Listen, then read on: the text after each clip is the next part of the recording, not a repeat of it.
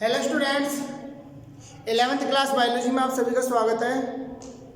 पिछले वीडियो में हमने देखा कि लेसन 10 में कोशिका चक्र क्या होता है, ठीक है, वो किस प्रकार संपन्न होता है, उसके बारे में अध्ययन कर चुके थे। आज इस वीडियो में पढ़ेंगे कोशिका विभाजन के विभिन्न प्रकारों के बारे में। तो देखते हैं बेटा,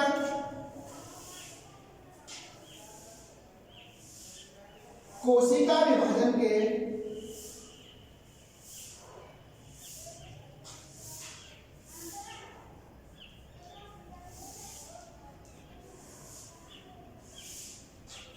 प्रकार।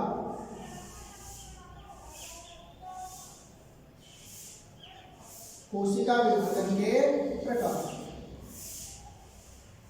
कल हमने कोशिका विभाजन की डेफिनेशन के बारे में देखा था कि किसी भी कोशिका के द्वारा अपने समान नई कोशिकाओं के निर्माण की जो प्रोसेस होती है, प्रक्रिया होती है, वही क्या कहलाती है? कोशिका विभाजन कहलाती है। अब एक कोशिका अपने समान अन्य कोशिकाओं का निर्माण किस प्रकार करती है, वो समस्त क्रियाएं किसमें आती है? कोशिका विभाजन में आती है। अब इस कोशिका विभाजन के प्रकार कौन कौन से हैं? तो उसमें नंबर 1 है फर्स्ट, कोशिका विभाजन का पहला प्रकार है असूत्री विभाजन।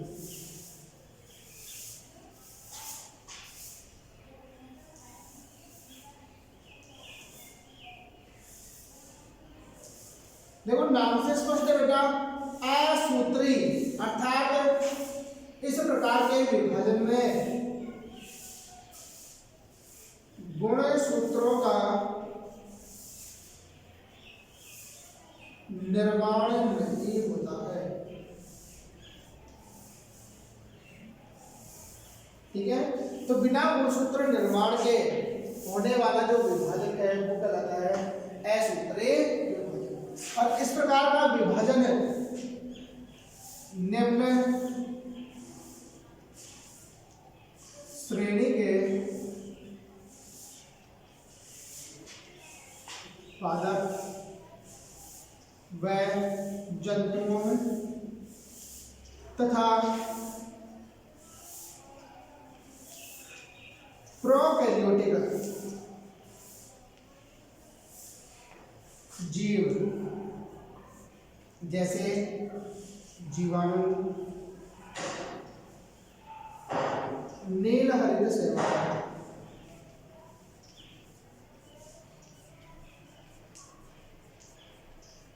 इत्यादि में पाया जाता है। तो इस प्रकार का कोशिका विभाजन किसमें मिलता है बेटा? निम्न श्रेणी के पादप और जंतुओं में। इसके अतिरिक्त जो प्रोकैरियोटिक जीव है जैसे जीवाणु है, नीलहरित शैवाल अर्थात साइनोबैक्टीरिया है, इन सभी में असूत्री विभाजन पाया जाता है। इस प्रकार के विभाजन में कोई भी कोशिका, जैसे कि हमारा कोई कोशिका है, ये इसका केंद्रक,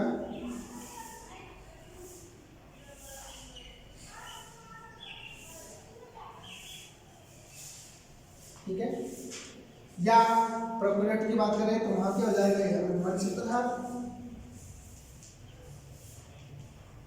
और यूकैरियोटिक की बात करेंगे हम तो वहां क्या हो जाएगा? अनुवांशिक पदार्थ।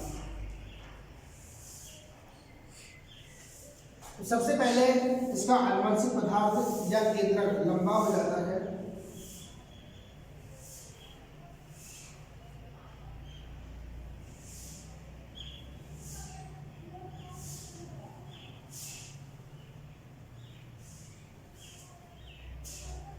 ठीक है, तथा वह 2 भागों में बढ़ जाता है। इसके पश्चात जो कोशिका है वो कोशिका भी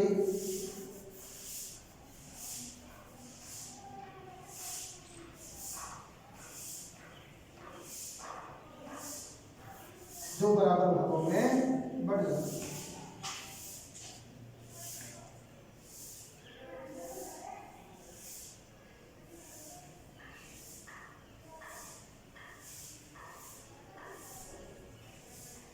ये हो जाएगी संतति सेल्स, संतति कोशिकाएं।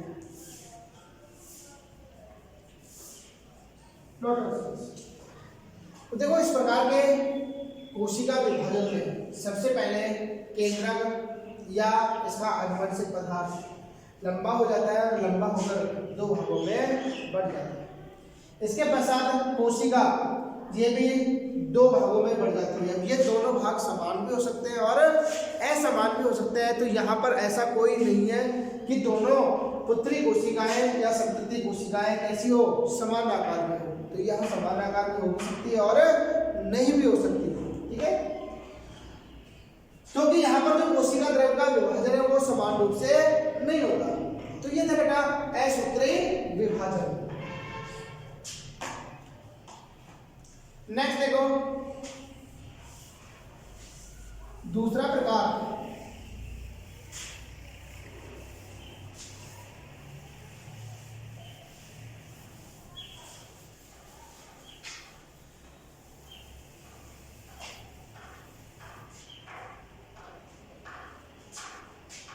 कोशिका विभाजन के प्रकारों में सेकेंड है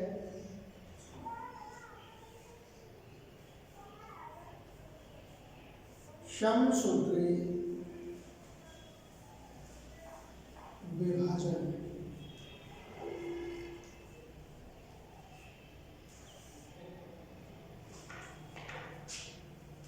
इसको बोलते हैं माइटोसिस।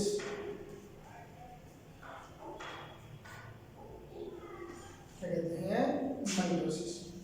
जैसे कि नाम से स्पष्ट है, समसूत्री अर्थात कोशिकाओं में होने वाला ऐसा विभाजन जिसमें पुत्री कोशिकाओं में गुणसूत्रों की संख्या जनक कोशिका के समान होती है। तो इस प्रकार का विभाजन कहलाता है समसूत्री विभाजन। हम कह सकते हैं कि इस प्रकार के विभाजन में पुत्री कोशिकाओं में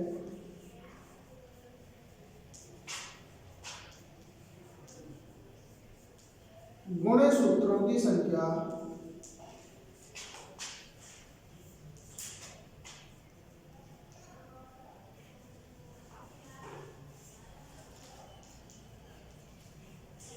जनक कोशिका के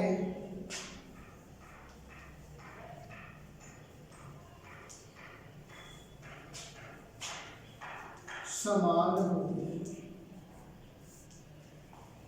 तो ऐसा कोशिका विभाजन जिसमें पुत्री कोशिकाओं में गुणसूत्रों की संख्या जनक कोशिका के समान होती है उसे समसूत्री विभाजन कहते हैं।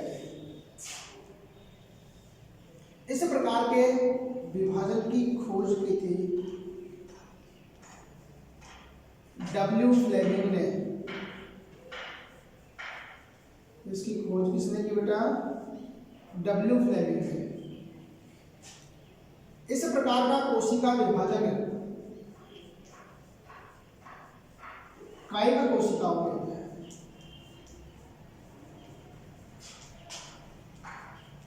किसमें होता है? कायिक कोशिकाओं में संपन्न होता है।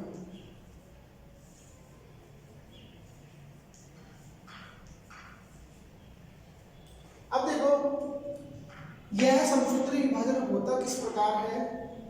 तो हम कल हमने देखा कोशिका चक्र के बारे में कि कोशिका चक्र है वो दो चरणों में हुआ था, ठीक है। एक तो इंटरफेज और दूसरा एम फेज, ठीक है। तो जो एम फेज है हमने कहा था कि इसकी जो प्रावस्थाएं हैं वो हम समसूत्री विभाजन में देखेंगे। तो वहां पर हम सेल साइकिल में कोशिका चक्र में इंटरफेज के बारे में अध्ययन कर चुके थे।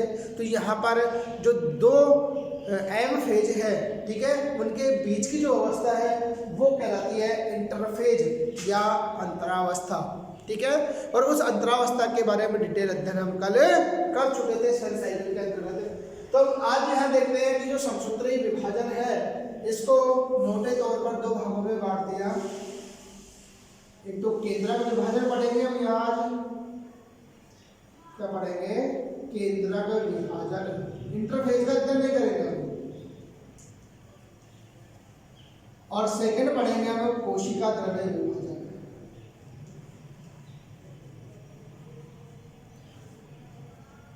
कोशिका द्रव्य विभाजन तो आज हम इन दोनों के बारे में अध्ययन करेंगे कि समसूत्री विभाजन में केंद्रक विभाजन की कौन कौन सी अवस्थाएं हैं, उसके पश्चात कोशिका द्रव्य का विभाजन किस प्रकार होता है।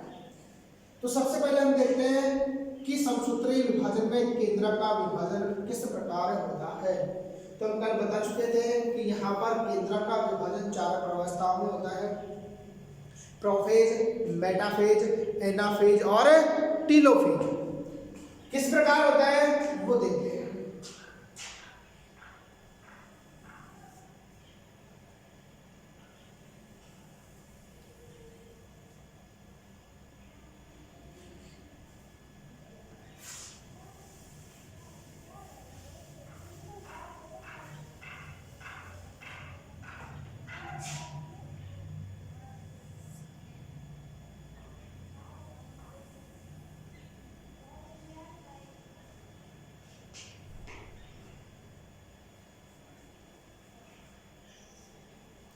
पूर्व प्रोफेज,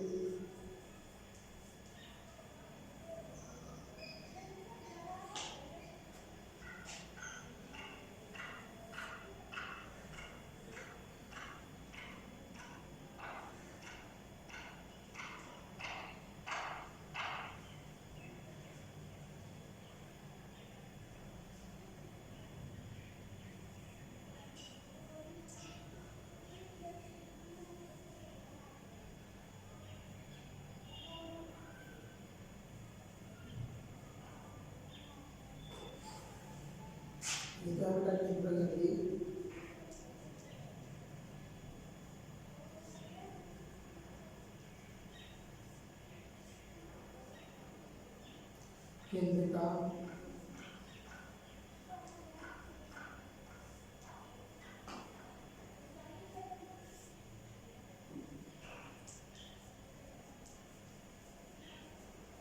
क्रोमैटिन जालिका,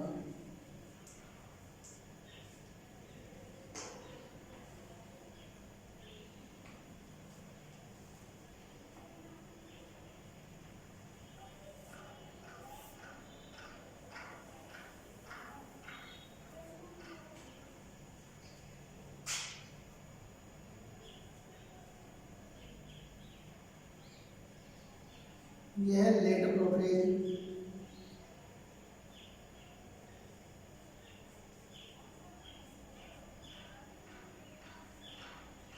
लेट प्रोफेज में क्या होगा कि जो केंद्रक झिल्ली है ये डिजॉल्व होना प्रारंभ कर देगी,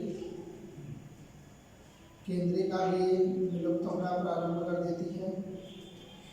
ठीक है, जो गुणसूत्र है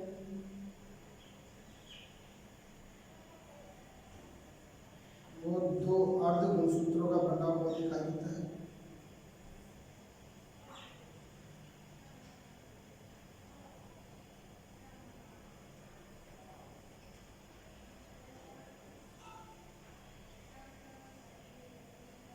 प्रत्येक गुणसूत्र में 2 क्रोमेटिड दिखाई देते हैं। ये दोनों क्रोमेटिड सेंट्रोमियर के द्वारा आपस में जुड़े रहते हैं। ये तो हो गया बेटा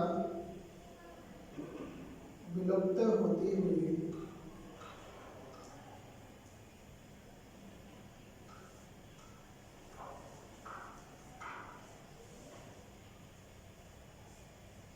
केंद्रक झिल्ली।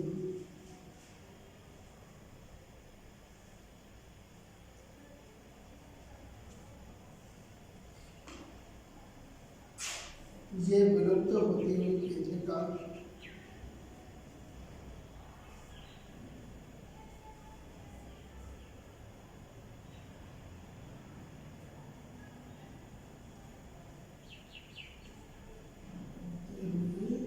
केंद्रिका, यह है गुणसूत्र।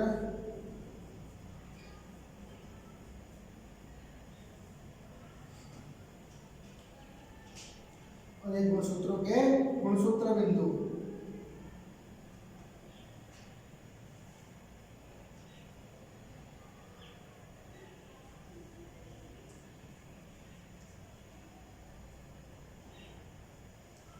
गुणसूत्र बिंदु या सेंट्रोमियर।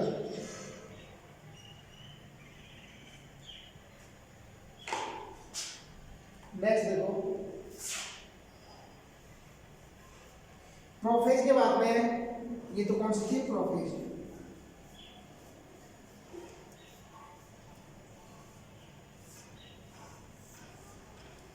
प्रोफेज या पूर्वावस्था थी, ये तो। सेकंड है मेटाफेज या मध्यावस्था।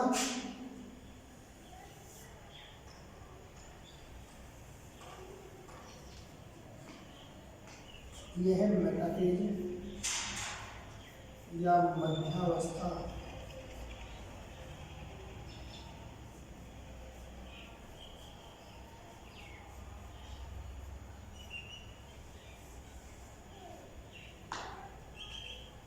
यहां देखो एनिमल सेल्स है, इसलिए तारक केंद्र की जो तारक काय है इसमें विभाजन प्रारंभ हो जाएगा।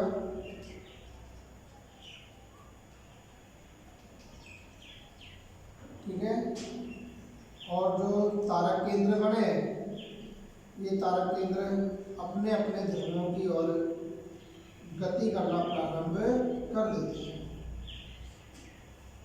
तो ये हो गया बेटा तारक केंद्र।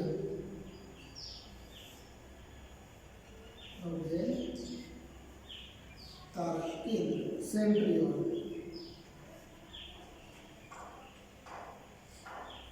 तो इस प्रावस्था में जो दोनों तारक केंद्र हैं वो अपने अपने ध्रुवों पर पहुंच जाते हैं।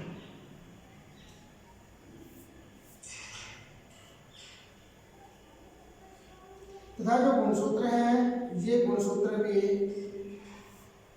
मेटाफेज प्लेट पर व्यवस्थित हो जाते हैं। ये गुणसूत्र हो गए।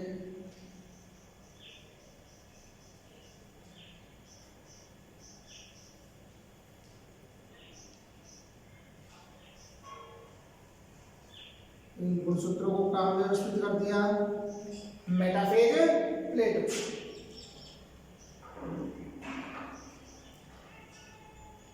यहाँ पर जो सेंट्रियोल है तारक केंद्र, इन तारक केंद्रों से तंतुओं का निर्माण होता है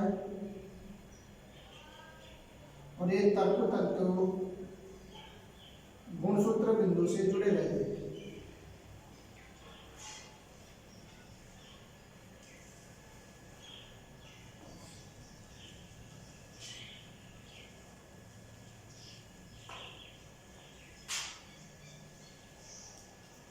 ये तो हुए तारक केंद्र।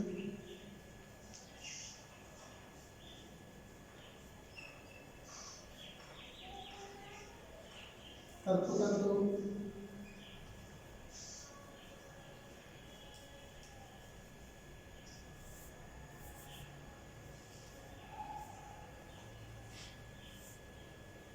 Metaphase plate.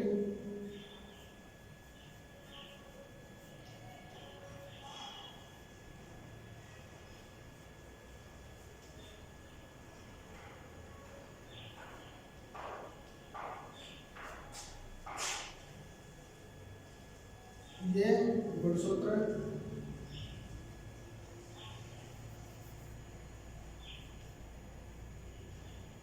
ये गुणसूत्र की भुजाएं।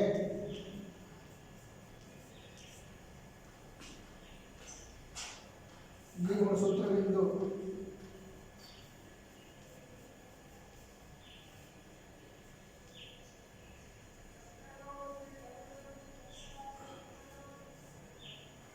नेक्स्ट स्टेज है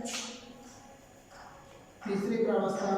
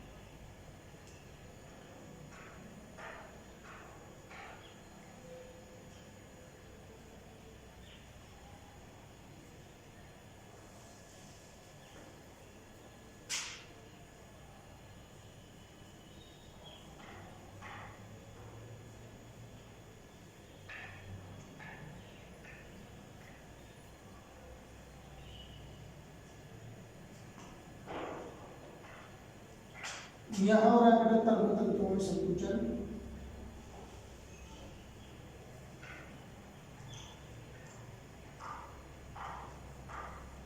तंतुओं में संकुचन।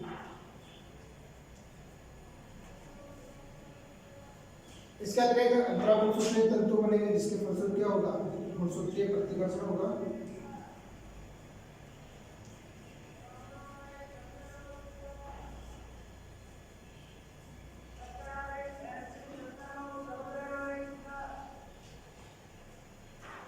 नेक्स्ट और लास्ट स्टेज है, ये हो गई मध्यावस्था के बाद में एनाफेज। एनाफेज ये इसको बोलते हैं पश्चावस्था।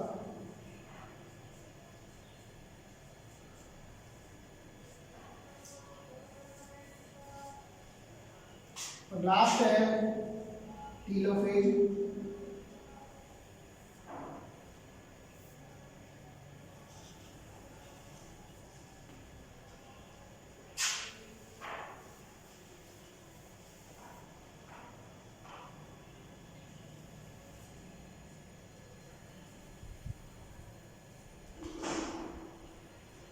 टीलोफेज अवस्था में क्या होगा,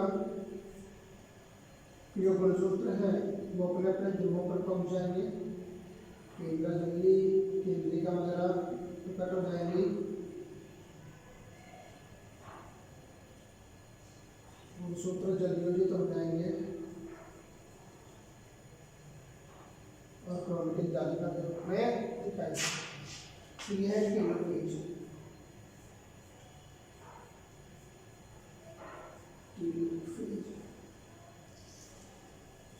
जिसको अंत्यावस्था भी कहते हैं।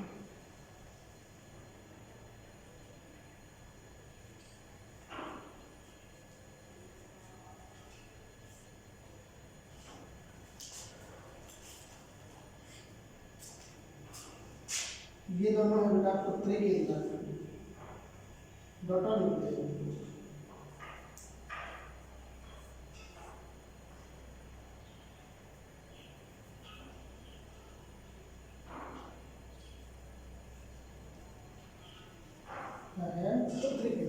देखो यह है समसूत्रीय विभाजन। तो समसूत्रीय विभाजन की जो केंद्रक विभाजन की व्यवस्था है उसमें नंबर 1 है प्रोफेज। ठीक है, प्रोफेज की हम बात करें तो प्रोफेज की ये पूर्व प्रोफेज है, ये लेट प्रोफेज है। अर्थात प्रोफेज की पहले की अवस्था है जो कि इंटरफेज अवस्था की समाप्ति के जस्ट पश्चात आती है, वो तो हो गई पूर्व प्रोफेज। ठीक है, और ये लेट प्रोफेज है जो कि प्रोफेज की अंतिम अवस्था होती है। क्या होती है? अंतिम अवस्था। तो हम यहाँ देखें पूर्व प्रोफेज के अंतर्गत यदि देखें तो यहाँ पर हमें केंद्रक झिल्ली पूर्ण रूप से दिखाई देती है, केंद्रिका भी पूर्ण रूप से दिखाई देती है। जो क्रोमेटिन जालिका है, इस क्रोमेटिन जालिका से जल धीरे धीरे बाहर निकलना प्रारंभ हो जाता है, जिससे जो क्रोमेटिन जालिका है वो संगठित होना प्रारंभ कर देती है। इसके अतिरिक्त जो तारक काय है उस तारक काय में विभाजन प्रारंभ हो जाता है, जिसके फलस्वरूप पुत्री तारक केंद्रों का निर्माण होता है। ये हो गए पुत्री तारक केंद्र या तारक केंद्र लिख लो सीधा, तारक केंद्र सेंट्रियोल। लेकिन जैसे हम यदि बात करें लेट प्रोफेज की, तो लेट प्रोफेज में हम देख रहे हैं कि जो केंद्रक झिल्ली यहाँ पूरी तरह उपस्थित थी वो अब धीरे धीरे डिजोल्व होना प्रारंभ हो जाती है। अर्थात हमने लिखा विलुप्त होती हुई केंद्रक झिल्ली।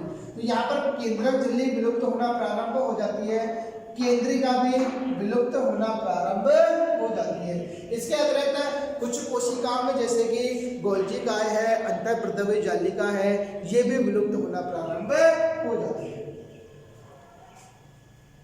इसके अतिरिक्त जो तारक केंद्र है, ये तारक केंद्र भी अपने अपने ध्रुवों की ओर गति करना प्रारंभ कर देते हैं। बात करें हम क्रोमेटिन जालिका की, तो क्रोमेटिन जालिका से जल पूर्णतः बाहर निकल जाता है, जिसके फलस्वरूप उसका संघनन होना प्रारंभ हो जाता है। और क्रोमेटिन जालिका के संघनन के फलस्वरूप छोटे व मोटी संरचनाओं का निर्माण होता है जिन्हें गुणसूत्र कहते हैं। क्या कहते हैं? गुणसूत्र। ये गुणसूत्र दो क्रोमेटिड युक्त दिखाई देते हैं यहाँ पर, अर्थात जो प्रत्येक गुणसूत्र है उस पर दो क्रोमेटिड उपस्थित होते हैं और ये दोनों क्रोमेटिड आपस में जिस स्थान पर जुड़े रहते हैं वहां एक संकीर्ण संरचना दिखाई देती है उभरी हुई, उसे कहते हैं गुणसूत्र बिंदु या सेंट्रोमियर। ठीक है, तो यहां देखें कि जो लेट प्रोफेज है, इस लेट प्रोफेज में तर्कु तंतुओं का निर्माण प्रारंभ हो जाता है। तो यहाँ पर एनिमल सेल्स की बात कर रहे हैं हम, तो एनिमल सेल्स में तर्कु तंतुओं का निर्माण इन्हीं तारक केंद्रों के द्वारा होता है। लेकिन बात करें प्लांट सेल की, तो प्लांट सेल में तारकाय नहीं पाया जाता है। तारकाय नहीं पाए जाने के कारण वहां जो तर्कु तंतुओं का निर्माण होता है वो ट्यूबुलिन प्रोटीन के द्वारा होता है। तो ये थी बेटा प्रोफेज। क्या थी? प्रोफेज अवस्था। सेकंड देखते हैं मेटाफेज अवस्था या मध्यावस्था। यहां देखो ध्रुवों की ओर गति करते हुए जो तारक केंद्र है वो अपने अपने ध्रुवों पर पहुंच जाती है। जो केंद्रक झिल्ली विलुप्त होना प्रारंभ हो गई थी, केंद्रिका विलुप्त होना प्रारंभ हो गई थी, वो यहाँ पर पूर्णतः डिसॉल्व हो जाती है। तो इस अवस्था में दोनों तारक केंद्र अपने अपने ध्रुवों पर पहुंच जाते हैं, तर्कु तंतुओं का निर्माण पूर्ण हो जाता है तथा केंद्रक झिल्ली पूर्णतः विलुप्त हो जाती है। केंद्रिका भी यहाँ पर देखो हमें नहीं दिखाई दे रही, तो केंद्रिका भी पूर्णतः विलुप्त हो जाती है। इसके अतिरिक्त हमने कहा कि अंतः प्रदवी जालिका तथा गोल्जी कार्य पूर्णतः विलुप्त हो जाती है। तथा जो गुणसूत्र थे ये गुणसूत्र मेटाफेज प्लेट या मध्यावस्था पट्टिका पर व्यवस्थित हो जाते हैं। तो ये है मेटाफेज प्लेट या मध्यावस्था पट्टिका, जिस पर ये गुणसूत्र क्या हो गए?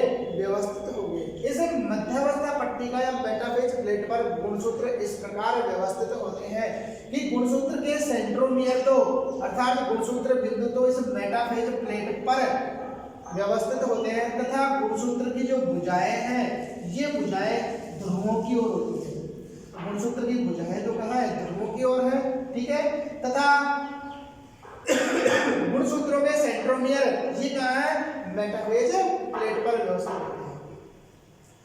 यहाँ पर जो तर्कु तंतु है ये तर्कु तंतु इस गुणसूत्र बिंदु पर उपस्थित जो काइनेटोकोर है इस काइनेटोकोर से जुड़े रहते हैं। तो गुणसूत्र बिंदु पर एक उभरी हुई संरचना मिलती है, वो कहलाती है काइनेटोकोर।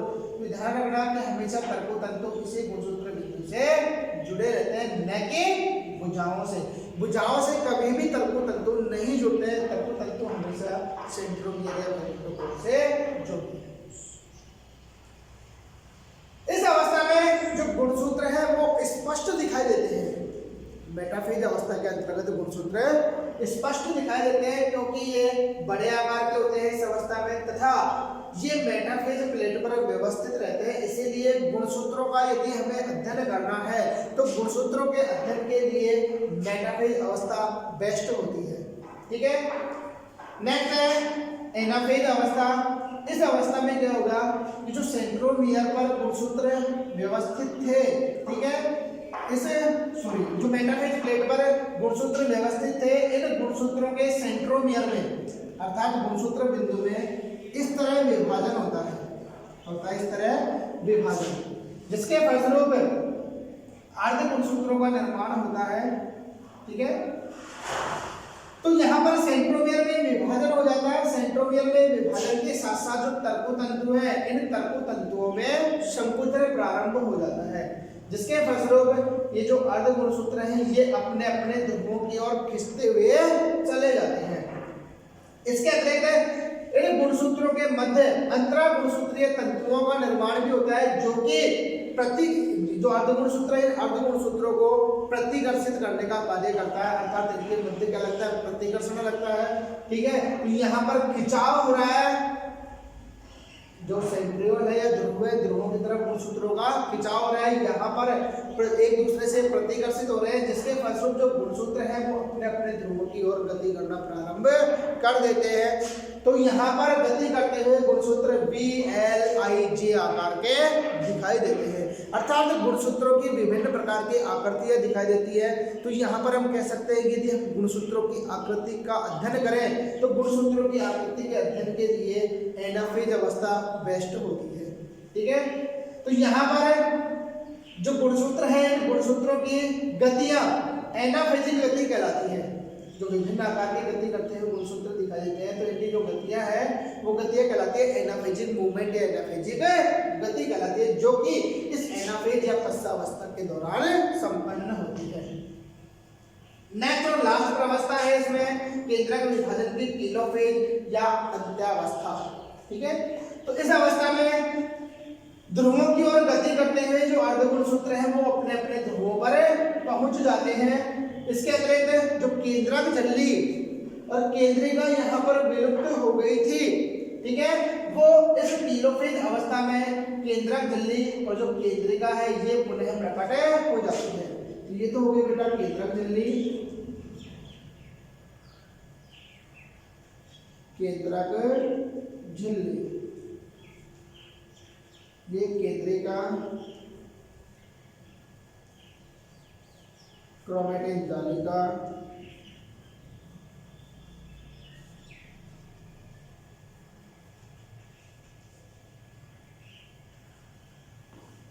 तो यहां पर देखो केंद्रक झिल्ली पुनः प्रकट हो गई, केंद्रिका पुनः प्रकट हो गई। जो गुणसूत्र थे ये गुणसूत्र यहाँ पर पुनः जलयोजित हो जाते हैं, जिसके फलस्वरूप से जालनुमा संरचना का निर्माण कर लेते हैं, उसी को क्रोमैटिन जालिका। तो यहाँ पर जो गुणसूत्र है वो जलयोजित हो जाते हैं।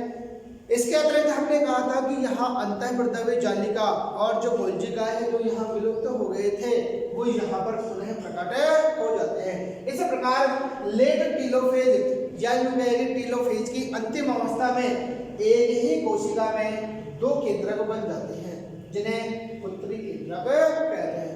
अर्थात केंद्रक विभाजन की टेलोफेज अवस्था की समाप्ति के पश्चात प्रत्येक जो कोशिका वो द्विकेंद्रकी हो जाती है। ठीक है, तो इसका मतलब क्या हो गया बेटा, यहाँ पर हमने देखो एक केंद्रक लिया था, कितना लिया, एक केंद्रक, जो कि केंद्रक विभाजन की विभिन्न प्रावस्थाओं के दौरान अंत में जाकर दो केंद्रकों में बट गया, जो दोनों कैसे थे, समान आकार के थे। कैसे थे, समान। तो यहाँ पर हम कह सकते हैं कि केंद्रक का विभाजन हुआ, केंद्रक के विभाजन से दो केंद्रकों का निर्माण हुआ, अर्थात कोशिका कैसे हो गई, द्विकेंद्रक। यहाँ पर सेकंड प्रोसेस हो गया कोशिका द्रव्य का विभाजन, अर्थात एक कोशिका में दो केंद्रक बने, इसके पश्चात कोशिका द्रव्य का विभाजन होगा। कोशिका द्रव्य के विभाजन के फलस्वरूप दो पुत्री या संतति कोशिकाओं का निर्माण हो जाता है। तो हम देखते हैं कोशिका द्रव्य का विभाजन।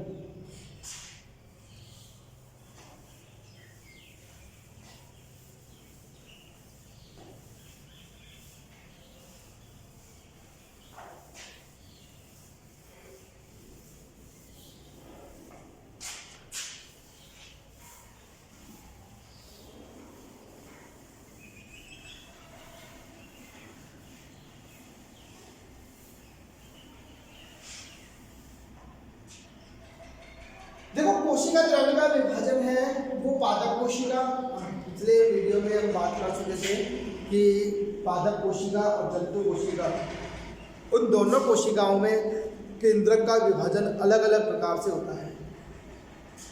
जंतु कोशिका की बात करें हम,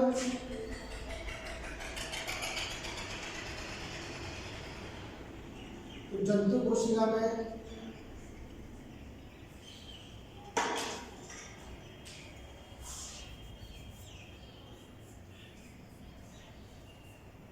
खांच निर्माण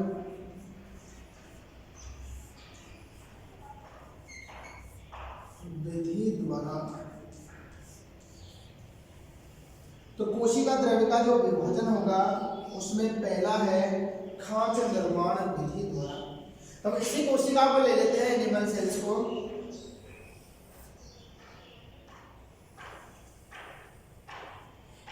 जो कि लेट प्रोफेज वाली है।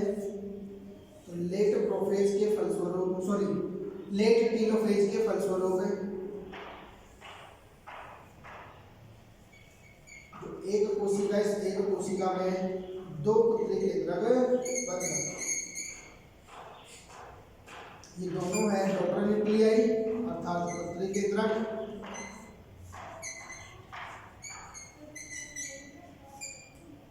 ये कौन सी अवस्था है कोशिका विभाजन की? टेलोफेज। कौन सी? Letter telophase.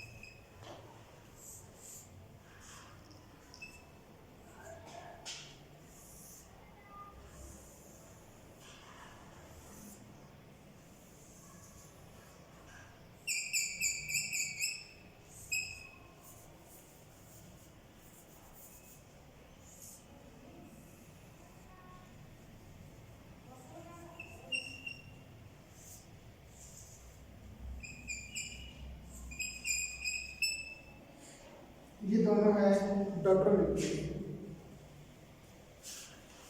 ये दोनों जाएंगे डॉटर सेल्स।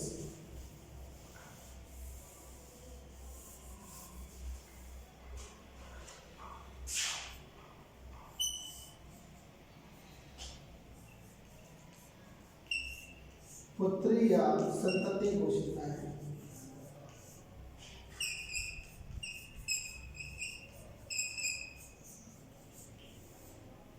देखो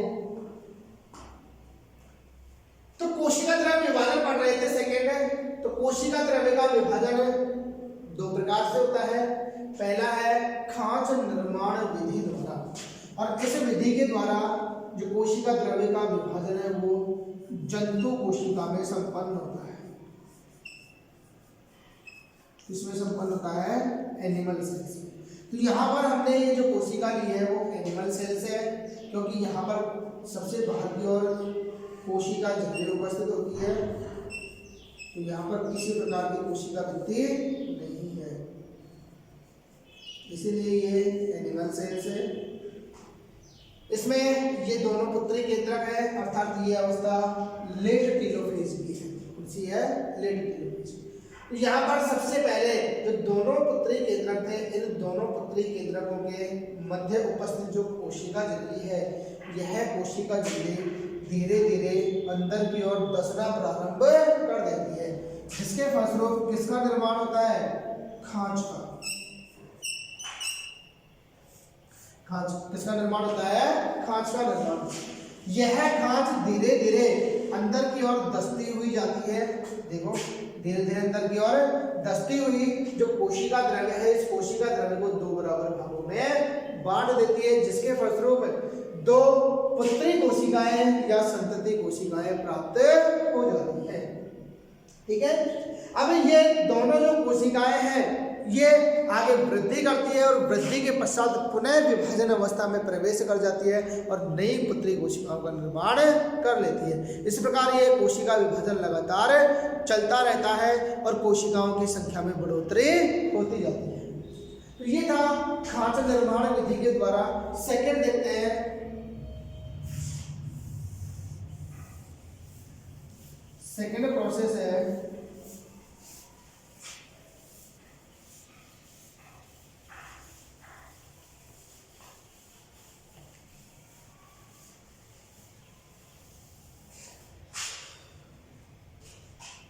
कोशिका द्रव्य विभाजन में। सेकेंड कोशिका प्लेट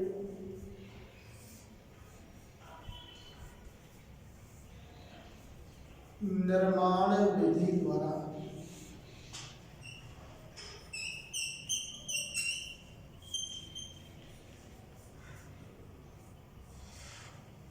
सेकेंड है कोशिका प्लेट निर्माण विधि द्वारा। और इस प्रकार का कोशिका द्रव्य विभाजन किसमें मिलता है? पादप कोशिकाओं में, प्लांट सेल में। इस प्रकार का कोशिका द्रव्य विभाजन किसमें पाया जाता है? पादप कोशिकाओं में मिलता है। तो यहाँ पर देखो मैं एक प्लांट सेल बना रहा हूँ।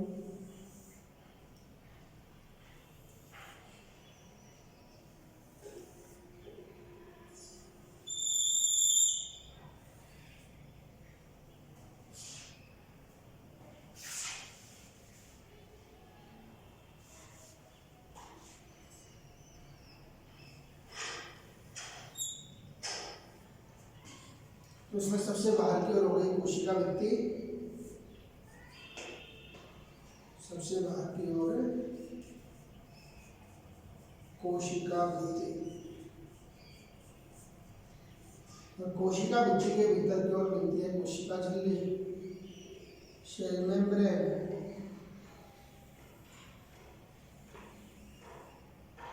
तो कोशिका भित्ति की उपस्थिति पादप कोशिका को दर्शाती है, अर्थात कोशिका भित्ति का पाया जाना पादप कोशिका का विशिष्ट लक्षण होता है। कोशिका भित्ति के भीतर की ओर उपस्थित होती है कोशिका झिल्ली, कोशिका झिल्ली। ठीक है, तो हम बात कर रहे हैं लेट टीलोफेज की। तो लेट टीलोफेज के अंतर्गत इस एक कोशिका में दो केंद्रक बन जाते हैं, जिन्हें डॉटर न्यूक्लियाई या पुत्री केंद्रक कहते हैं। ये हो गया बेटा पुत्री केंद्रक।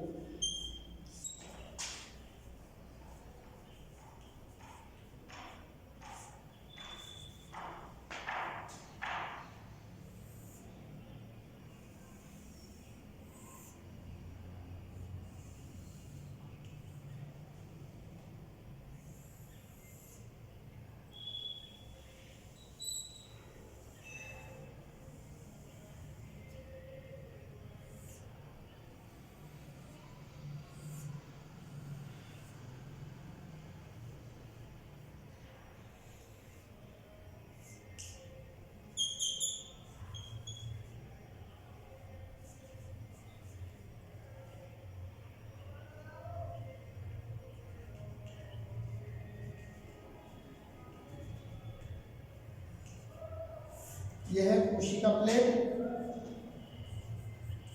सेल प्लेट या कोशिका प्लेट, इसे कोशिका पट्टिका भी कहते हैं।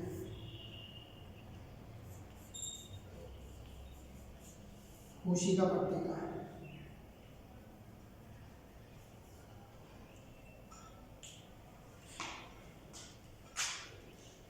इस कोशिका की सेल प्लेट की जो वृद्धि होगी वो सेंट्रीफ्यूगल सीक्वेंस से होती है।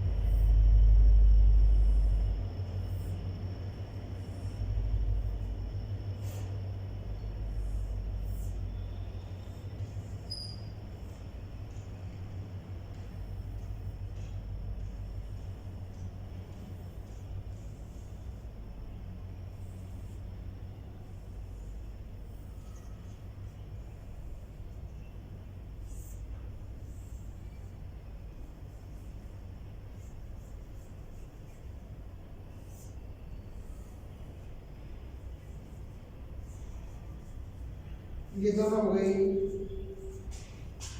पुत्री कोशिकाएं या संतति कोशिकाएं।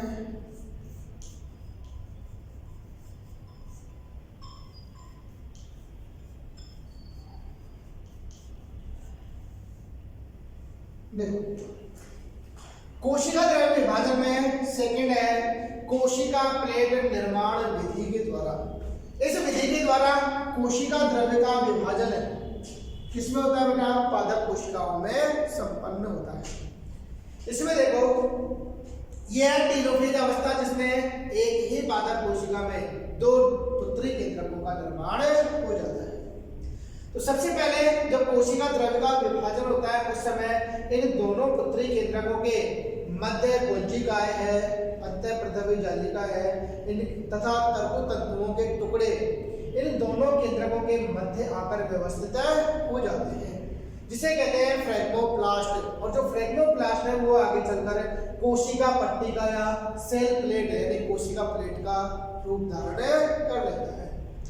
अब ये जो कोशिका प्लेट या सेल कोशिका पट्टिका बनी, यह कोशिका पट्टिका केंद्र से परिधि की ओर वृद्धि करती है, अर्थात इसमें जो बढ़ोतरी होती है वो केंद्र से परिधि की ओर होती है और केंद्र से परिधि की ओर बढ़ती हुई यह धीरे धीरे संपूर्ण कोशिका द्रव्य को दो बराबर भागों में बांट देती है, जिसके फलस्वरूप दो पुत्री या संतति पादप कोशिकाओं का निर्माण हो जाता है। ठीक है, तो इस प्रकार से पादप कोशिकाओं में कोशिका द्रव्य का विभाजन इस कोशिका प्लेट निर्माण विधि के द्वारा संपन्न होता है। ये था बेटा समसूत्री विभाजन, जिसमें हम केंद्रक विभाजन की प्रवस्थाएं पढ़ चुके और कोशिका द्रव्य विभाजन किस प्रकार से होता है वो हम अब देख चुके। अब हम बात करते हैं कि समसूत्री विभाजन का क्या महत्व है। ठीक है, तो समसूत्री विभाजन के महत्व में हम देखते हैं कि यह एक ऐसा विभाजन होता है जिसमें पुत्री कोशिकाओं में गुणसूत्रों की संख्या जनक कोशिका के समान होती है, अर्थात यह कोशिका में गुणसूत्रों की संख्या को समान बनाए रखता है। ठीक है, इसके अतिरिक्त हमने देखा कि समसूत्री विभाजन कई कोशिकाओं में होता है। किसमें संपन्न होता है बेटा? कई कोशिकाओं में। इसलिए यह विभाजन शरीर की जो वृद्धि है उसमें सहायक होता है। इसके अतिरिक्त जब कोशिकाएं क्षतिग्रस्त हो जाती है, ठीक है, यह यूं कहें कि कहीं भी डैमेज हो जाता है पार्ट बॉडी के पार्ट में, तो वहां पर जो समसूत्री विभाजन की क्रिया होती है और समसूत्री विभाजन के द्वारा जो क्षतिग्रस्त भाग है उसकी पूर्ति हो जाती है। या हम यूं कहें कि घावों का भरना भी क्या है? समसूत्री विभाजन के द्वारा होता है, अर्थात कोई भी घाव हो जाता है तो वहाँ की कोशिकाएं समसूत्री विभाजन करती है और समसूत्री विभाजन के द्वारा वो घाव तुरंत ही भर जाता है। ठीक है, तो यहाँ पर घावों के भरने में, ठीक है, कोशिकाएं कौन सा विभाजन करेंगे? समसूत्री विभाजन करती है। ठीक है, इसके अतिरिक्त यह विभाजन जो है वो अलैंगिक जनन में, ठीक है, वहां भी सहायक होता है और कायिक जनन के अंतर्गत भी समसूत्री विभाजन ही कोशिकाओं में होता है। ठीक है, तो ये महत्व है किसके? समसूत्री कोशिका विभाजन के। तो इस वीडियो में इतना ही। Thank you.